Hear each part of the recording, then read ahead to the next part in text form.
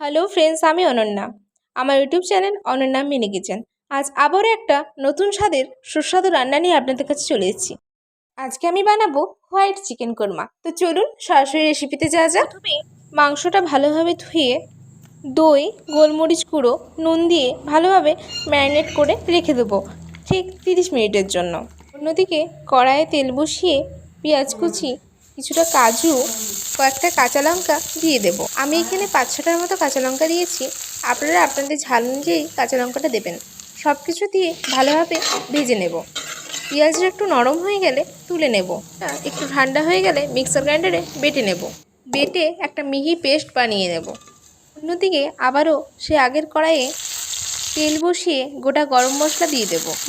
দুটো তেজপাতা, আদা রসুনের পেস্ট, বেটে রাখা মশলা, কিছুটা পরিমাণ তেল দিয়ে ভালোভাবে কষে নেব। মশলা থেকে তেল বেরিয়ে এলে দিয়ে দেব মাংসটা দিয়ে ভালোভাবে 10 মিনিটের মতো হাই ফ্লেমে কষিয়ে নেব।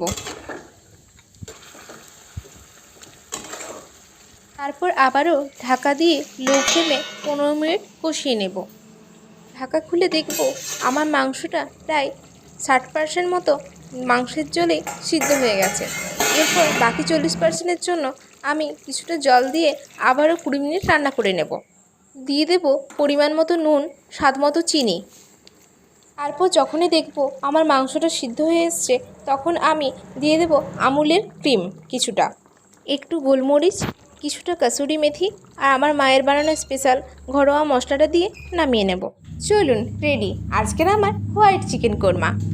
আপনারাও এই চিকেন কোরমা বাড়িতে বানিয়ে খাবেন। খুব সুস্বাদু এবং খুব লোভনীয় একটি রেসিপি, যেটা রান্না করতে একদমই সময় লাগে না। এই রেসিপিটা বানিয়ে অবশ্যই আমাকে জানাবেন এই রেসিপিটা কেমন হয়েছে বা আপনাদের খেতে ঠিক কতটা ভালো লেগেছে।